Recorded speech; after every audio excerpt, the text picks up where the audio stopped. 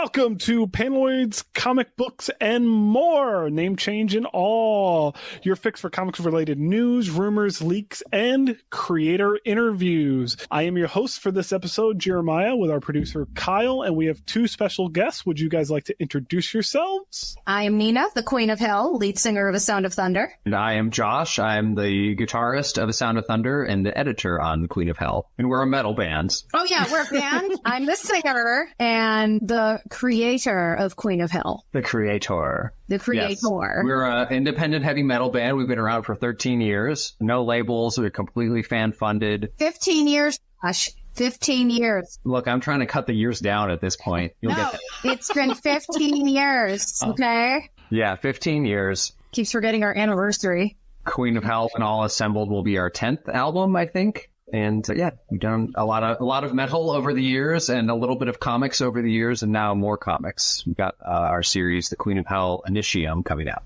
And so tell us how you got into creating this series, the Queen of Hell. Like, what was the creative process behind it all? I know Rafer Roberts is writing it. Mike Ratera on all of the interior artwork. It's been a really, really long road. Nina can start off with telling you about the origin of the character. Okay, so true story. The origin of this character is one of my role-playing characters from World of Warcraft. This is my warlock. Kyle just got super excited. We're friends now. In the World of Warcraft since it began. So I have been role-playing this one character since Blood Elves started. And me and the person who was role-playing with me at the time, we kind of came up with like this whole huge backstory and this whole thing. And I was like, it would be kind of cool if I brought this into just our modern world, if she wasn't an elf and if she was just a human on our world. And when I told it to Josh, he thought it was like such a cool idea that first we came up with the song Queen of Hell, and then we came up with like the bad guy Udaroth, and then we just started coming up with the outline for the entire story, and from that outline came the script that Rafer worked on. I can't remember how we started adding story, because when she brought it up to me, my first reaction was not really to the story, it was just to the title. I was like, Queen of Hell, we're a metal band, we have to do a song called Queen of Hell, because, I mean, how can you not? Yeah. And there's not really any story in the song, even though the story existed.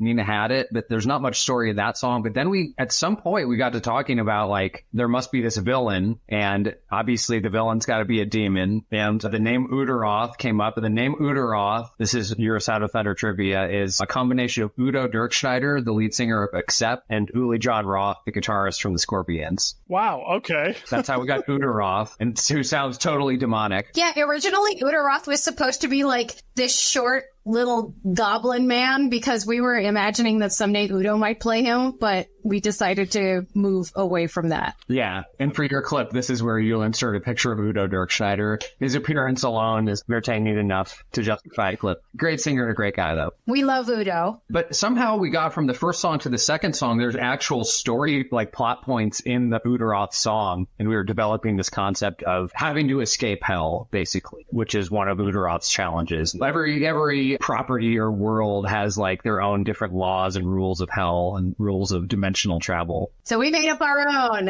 Yeah, we have our own rules of hell. Yeah. And Udaroth cannot come and go from hell so easily. And that was there real early, but then we just kept adding to it. And we actually started talking about a comic book really early. If you guys have heard of Paulina Ganesho, she was the artist on the original, like when we were developing the series in the very, very beginning. She did the armor designs for Queen of Hell and Udaroth that became the best known versions of those characters. And that was back in like 2014, I think. I was going to say that was a while ago, if I remember correctly. Yeah, it was a really long time ago, and it just took us a while. Nina and I are kind of stick to metal. Like, we're both creative, but we're professional musicians, and we needed a professional comic book writer to get a professional script. And so the next step of the story is we did this concept album with Valiant. We just approached them really like on a whim at Baltimore Comic Con one year and said, hey, we want to do some music about your characters. And surprisingly, they were like, okay. So we ended up doing a concept album called Tales from the Dead Side based on Shadow Man. Ties directly into Justin Jordan's 2013. That's right, the shirt you're wearing. Yeah, is that one of our shirts or is that one of No, this is an original from like 1993. Yeah, that's an OG Shadow Man symbol shirt. Damn. Who I grew up on. One of the reasons I wanted to be a musician, I think, is because when I was a young comic book geek, I just thought Jack Boniface playing in jazz clubs was super cool. It's still badass. All this time later, it's still badass. It's super cool. It's a great idea. I still don't know why he was hanging out playing saxophone in his crime fighting uniform. Because it's freaking cool. I would if I was a superhero.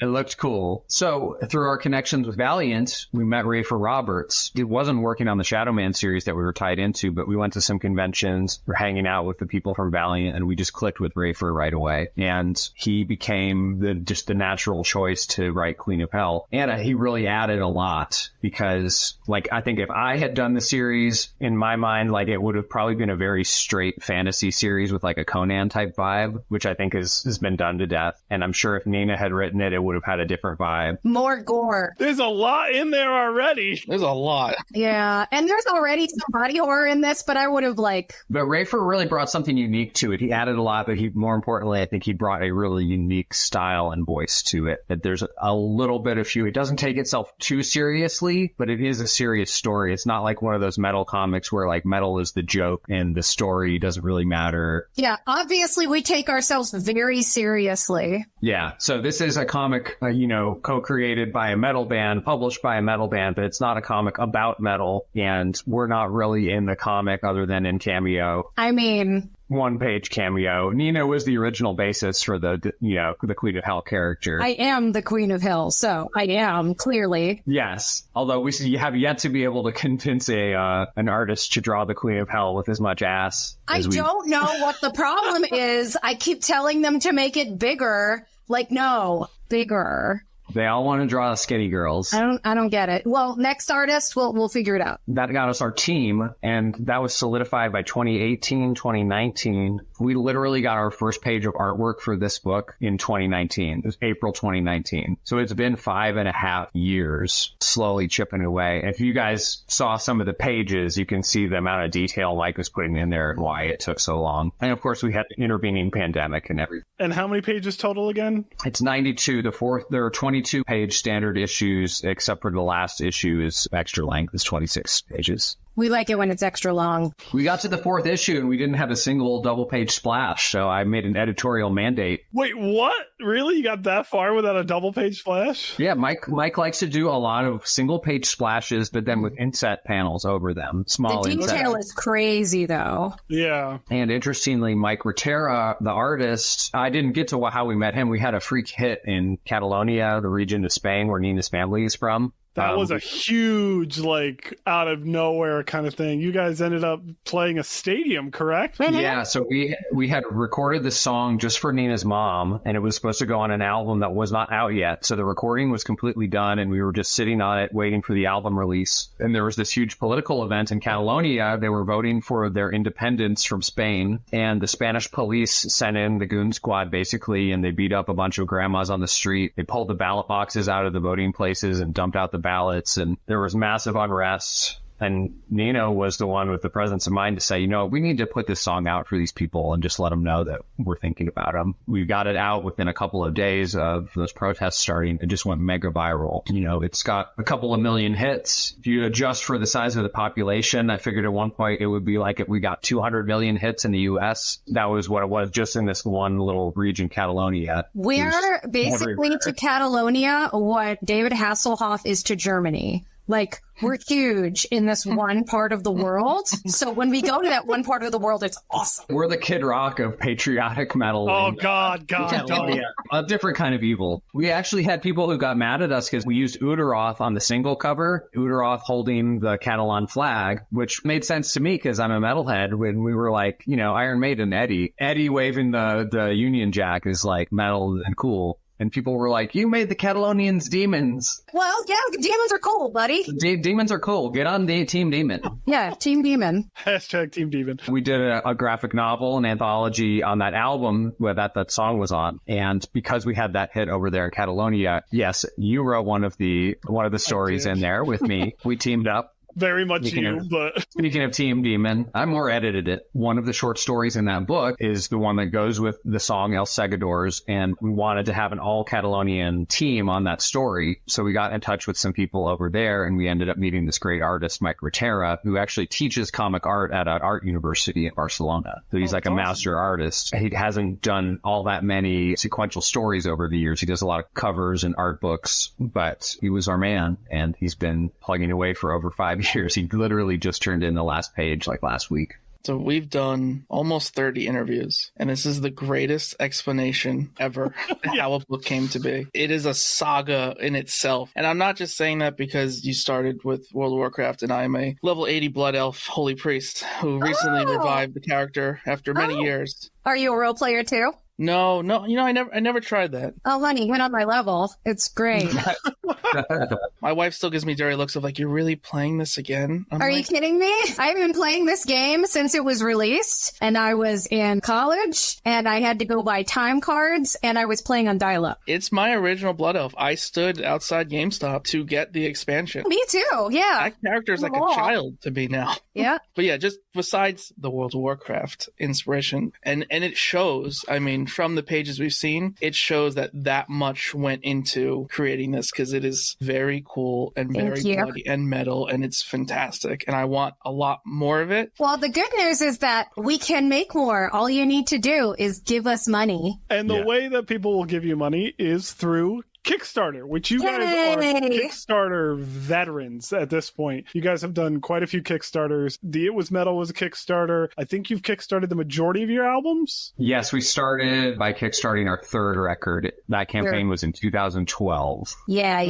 Yeah, Times Arrow. Now we have Queen of Hell on Kickstarter with a bunch of awesome rewards. If you could run us through the quote-unquote goal of the Kickstarter. We obviously know what the goal is, but going down the line, why should we give you all the money and not just a little of the money? Yeah, Josh, tell them they should give us all of their money. We're completely independent, first of all. Second of all, nobody takes a salary from the band. So everything we bring in goes back into products that we make better than it needs to be, probably better than it should be, because everybody tells us we're stupid for putting everything back in, but you guys go overboard sometimes. Yeah, we go as overboard as we can, depending on how well the campaigns do. So we've done like these ridiculous hardcover slipcase double vinyl art books where we commission a painting for every single song on our fourth record. You know, that was one of the most expensive things we've ever done. We did a couple of animated videos, box sets. You know, I want to wow people, because delivering awesome Kickstarter rewards and an awesome Kickstarter campaign is one of the areas where we can be one of the best. You know, I like that. Like, we have an area where A Sound of Thunder is maybe the best in the world at this one thing. Other than, I think we make awesome music. We have been very single-minded about just doing what kind of music we want to do and not selling out. So I know we're not going to reach a massive audience like a Metallica level audience, but the people who love us tend to love us. So the Legion of Thunder is large and strong. We just need the Legion to be like, it's like this now. We need it to be like this. The fans that you guys have are all in. 99% of them are all Absolutely, in. Yes. We combine a lot of attributes and a lot of interests, and if you happen to fall in the middle of that Venn diagram, you'll love us, and we will treat you well, because, like, I take a lot of pride. We all take a lot of pride in, you know, fan service and delivering quality stuff for our fans. On the current campaign, therefore, it's a 4-issue series, so the campaign starts with, like, a ladder of rewards, starting with the main cover of issue 1, and then 2, 3, and 4. This series has a music EP that goes with it, so every issue has a song that ties directly into the events of that issue, but it doesn't just retell the events. It actually gives you different character perspective. So Nina will sometimes sing as a narrator. Sometimes she'll sing in character as the Queen of Hell. We have a couple of guest singers on the record, Fabio Leone from Rhapsody of Fire and Mats Levin from Yngwie Malmsteen. And Candlemass, one of Nina's favorite bands. Mats plays Udaroth and Fabio plays Lucifer. And, you know, there's a short scene in the first issue about this conflict between Udaroth and Lucifer. And then in the song, we get to expand on that. And you actually find out more about the nature of hell and the nature of the conflict in the song. And then there's other songs for the other issues. So if you don't love metal, you don't have to love the songs to love the comics. But I do think they're additive. You get extra out of it if you enjoy both, but they can also be enjoyed separately. So as you go up the Kickstarter rewards, we add a CD bonus single called Chainsaw Witch, which is coming out for Halloween. There's glow-in-the-dark vinyl, there's splatter vinyl, and one thing I'm really proud of, this is only on the campaign, and we only made 100 of these. As far as I know, this is a world's first. This is a blank variant record jacket, sketch variant. That's super cool. Which would be a wonderful jam piece, throwing that out there. Yes, it would. And so this is printed on the reverse board. So when they print these, they print it on a glossy side of the board because it looks better on a regular record jacket, but you wouldn't be able to draw on it. So they print on what would normally be the inside, so it's uncoated, and then you can take it around and you can make it a jam piece. Some people have asked us to just sign them because, black permanent marker autographs will look cool on it. But really the idea is to treat it like a comic sketch cover and get your own original piece of art on it. There's only $100 million idea for it. Well, it's at least $100 idea. Solid red vinyl in that one. So everything's very rare. There's a red cassette tape. There's only going to be 200 copies of that. All the main covers are by Dusan Markovic, who is the cover artist on that It Was Metal graphic novel behind you. He's been our main cover artist. Going back to our third record, he's done almost all of them. Which his artwork is absolutely insane. Yeah. And then as you go up, we have some variant covers. Joseph Schmalke from 7 Years in Darkness did a whole set. We Don't Kill Spiders. And We Don't Kill Spiders, yeah. And that dude has such an awesome design feel. Everything he touches looks amazing. Also, fun fact, his favorite character from the 90s was Shadow Man. I didn't know that. Yeah, we had a conversation at Little Giant Con talking about it. And he gave me his Shadow Man variant because he did a store exclusive. So, Similar situation. Musician, that time period was just like perfect. Yeah, I didn't know he did a variant. We have to get a copy of that. His stuff always reminds me of the guy that directed Mandy and Black Rainbow. I see that. So I see him,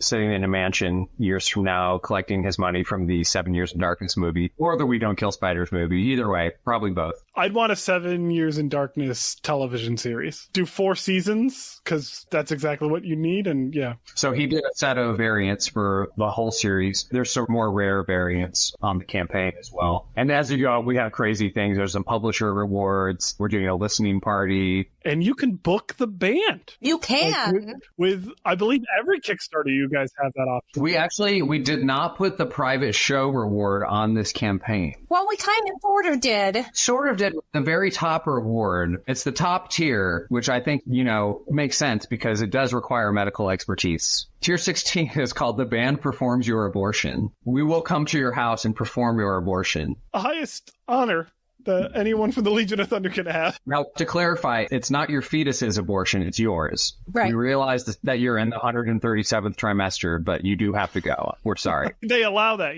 Also, your abortion has not been written yet. You will help us write it if you choose this tier. Therefore, the lyrics will make it completely clear why you have to go. And you will get the only copy of the song, Your Abortion by Sound of Thunder. That's a hell of a reward. I think so. Let's be honest, when we get there, we're going to play a private show. We're going to do a full set. We're not just going to do one song. So that's cool. I'm hoping it sells because Sound of Thunder Performs Your Colonoscopy is on deck. Yeah, if we get the abortion, you got to get the colonoscopy. Yeah. Get them coming and going. We're getting an Albiorify. Every hole is a goal. Jesus.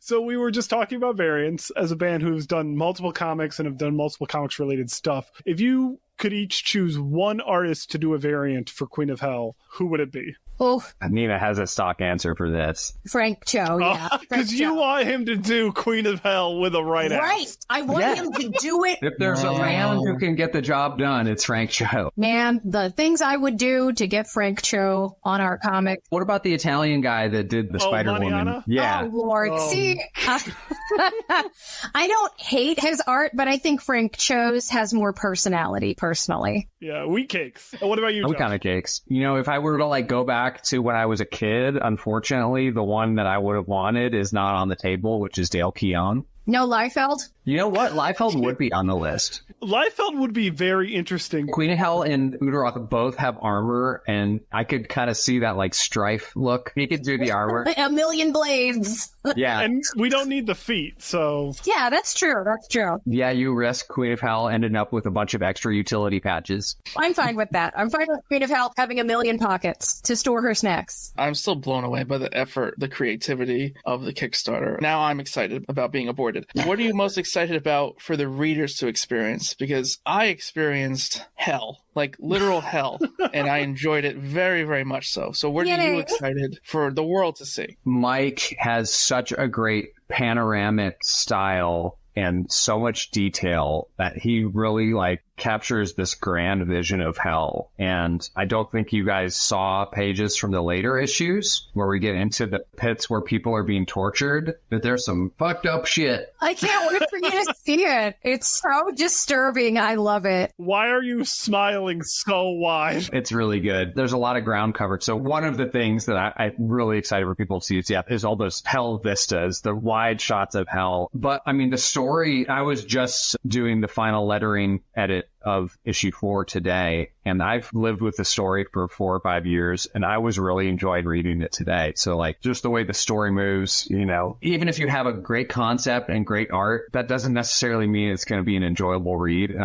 I feel like this is going to be a really enjoyable read, a quality comic reading experience. So I don't want to take that for granted. Like, you know, we never wanted to just bust out a book that had pretty art and wasn't of substance. So just going someplace. It says a lot about human nature too. Like Cecilia is being pulled and manipulated, and I think people are going to really be able to relate. Yeah. Stop telling me what to do. I do what I want. Yeah. And in a lot of ways that mirrors the story of the band and is also really tied in with, I think, the attitude of people that like metal, you know, little bit anti-authority. The scrying eyeball. I'm looking forward to people seeing the scrying eye. There's going to be so much stuff in the comic that I think every time you read it, every time you pick it up, you're going to find something new in the art, some little detail that's going to make you go, wow, what the fuck?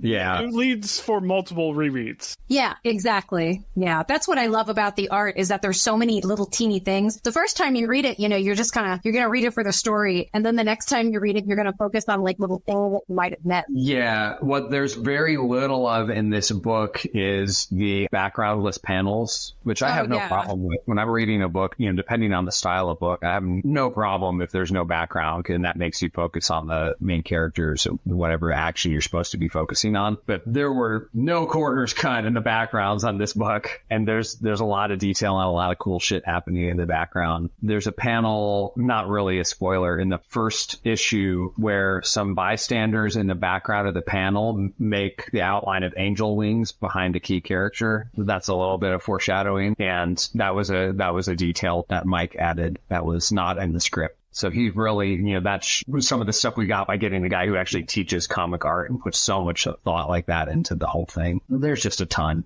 There's a ton. Now that it's done, I believe you guys are leaving it off on a point where you can continue it. Yeah. And you're about to put this all out into the world. Are you ready to let it go? Are you ready to put this first step forward with Queen of Hell? Oh, yeah. Because I want to get to the rest of the story. Like, this is 4 out of 12 pieces to the story. There's 3 total arcs planned, and there could be more. And in fact, Nina and I are working on a 2-part Udaroth story. So there could be more in this world as well. Also, Rafer created a side character who is in the fine tradition of Gub Gub. Oh, no. Rafer Roberts, like delightful, slightly comedic secondary character. Slightly deranged. Yeah. Slightly deranged. Yes. He's a frogman. His name is Nyux, Nyux. Yeah. And it inspired me so much. I wrote an instrumental track called Power of the Frog that starts off with frog ribbits. And Nina's still got to do the vocal for that. We take ourselves very seriously. I'm serious about Nyux, and the song is called The Power of the Frog. And I'm so hot to have a Nyux one-shot and do the single for the song, The Power of the Frog. And I really want a t-shirt that says The Power of the Frog. Rafer has to do the art for that one shot. He can't not do the art for that one shot. I think so. I think it's right up his alley. It sounds like it. He's been working on this with us for 5 years as well, so I feel like we owe him one to just like go nuts. Just get weird, dude. Just get fucking weird. Get weird with it. So For me personally, I think some of the stuff that you guys had at Baltimore was really, really cool. And being a huge EC fan, a file copy is like a grail copy. What made you guys decide to do file copies of the comic? Just because it's a limited thing and you know that people are going to go crazy for them? We know we couldn't release the whole series yet, but we wanted something to show to people, something physical. I didn't want to just have art prints. I didn't want to just have graphics of them on a TV screen or whatever. So I figured let's make some demo copies. And then at that point, you're into digital printing. There's no cost difference between doing one copy or 5 copies or whatever. So as long as we were doing it, I was like, why don't we just make these file copies? And so what we did was 22 total variants of the 4 issues. So we produced 2 complete sets of all 22. One set on the back says Baltimore Comic-Con exclusive 1 of 1, and those we were selling. And the other set is the A Sound of Thunder file copy 1 of 1, which we were not selling. And those we did offer up on the Kickstarter. It's cool to have that out in someone's collection, because I know Chris bought one of the Baltimore copies. I know that's going to be one of his like cherished books for a long time. And of the 22 pieces to most likely end up in 22 different collections, I think is really, really cool. And we did intentionally limit it to 1 per person. We're selling the file copies on the Kickstarter as add-ons, and the remaining few Baltimore exclusives, the 1 of 1s, I'm probably going to insert randomly into Kickstarter backers packages. So back to project, people. You might get a 1 of 1. I haven't even talked to Nino about this. We were working on our stretch goals, and today I was looking up foil trading cards. Oh, yeah. We finally get to do a set of trading cards. Oh, I got so excited today. This made me feel good on multiple levels. It made me feel like, oh, I'm not just doing this to try and like sell this project, because I got like giddy. We have our trading cards for our main characters, but I had forgotten now as I was editing issue 4, there's a character called Lord Shiteater. And I was like, oh my God, we have to do a Lord Shiteater trading card. Yes. Yeah. Yeah. That makes me curious. Is Nightmare the Rat showing up in the series as well? Rafer would have had to get Mike to slip it in there, so no. Lord Shiteater is right up Nightmare's alley. So. Yeah, so Lord Shiteater will get a trading card. That'll probably be one of the chase cards. You're really going to have to look around to get the Lord Shiteater card. Would you guys want to see this adapted to live action or animated, or do you Animated. Okay. I want a cartoon. An animated film. I would do a series. I would love a series. I've always thought of it like heavy metal, but more serious with a metal soundtrack. Oh, yeah. You know, one of the long-term goals is to actually do something like that, because we have 2 animated videos with Udaroth and Queen of Hell in them. Those are kind of the proof of concept. And now we're doing the comic series, which will be the 3 arcs will make one large story that I think could be 1 film. I suppose it could be 3 as well. I wish we could afford Powerhouse again. Well, we'll have proof of concept, and then we'll have the whole story storyboarded in the form of the comics. So you never know. I would love to see something like that. Maybe a rich investor will give us lots of money. Do you hear that, Yeah. Elon? Do something good with your money for once. Give it to us. We don't need Elon. We should just ask Dinesh. I mean, he's probably got just as much money. That's fair. And it's cooler. He's way cooler than Elon. Yeah, but in all honesty, we could potentially, if we could grow the audience a little bit, we could potentially crowdfund it, even if we had to do it scene by scene or, act by act, whatever, that might be possible. So someday down the road, once the 3rd arc of the comic is done. Voice cast us 2 characters. Unfortunately, not you guys, but who would be Queen of Hell and who'd be Udaroth in Hollywood if you had to voice cast them? Honey, there is no other people. I am the Queen of Hell. If there's going to be a movie and a cartoon, it's going to be me. Udaroth, however. I was thinking about this the other day. I can't think of anybody besides Ron Perlman Oh, God. to be Udaroth. My heart, yes. Right? Yes. Vincent, Yeah. he's got to have like a super smooth, beautiful voice. So Neil Patrick Harris. Oh, no. I love Neil Patrick Harris, but his voice is very like... All of our reference actors are actually too, like Ron Perlman's too old now, so. Oh, it's okay. And this is animated. It doesn't matter. Besides the comic, obviously we're here to talk about the comic, but if you wanted to pitch your music to someone who doesn't listen to your guys' music, how would you pitch it other than just metal? We're a gateway band. If you don't love metal yet, we're a good place to start because Nina doesn't growl. She's a real singer. She doesn't do the blah, blah, blah, blah, blah. Let me know if you need another take. We're more like Iron Maiden. You know, we get that comparison. The Maiden Priest kind of classic stuff with clean vocals, and we try to keep things catchy but interesting. The completely opposite side of being catchy and accessible, like, you know, musicians tend to like us because, you know, we do have some longer, more complicated stuff. So like Rush fans might appreciate us. But I think overall, over the years, we've learned like we do a lot of different styles, but the common thread seems to be an element of theatricality. Like, very much so. You know, our stuff comes across best on a big stage with a little bit of theatricality and some lighting, and, you know, not as easy to be in character, you know, on the floor of a bar with a drop ceiling and a cigarette machine behind you. But I think, yeah, if you love stories, like we tell stories. Nina doesn't write a lot of love songs. If I write a love song, there's something messed up within that love song.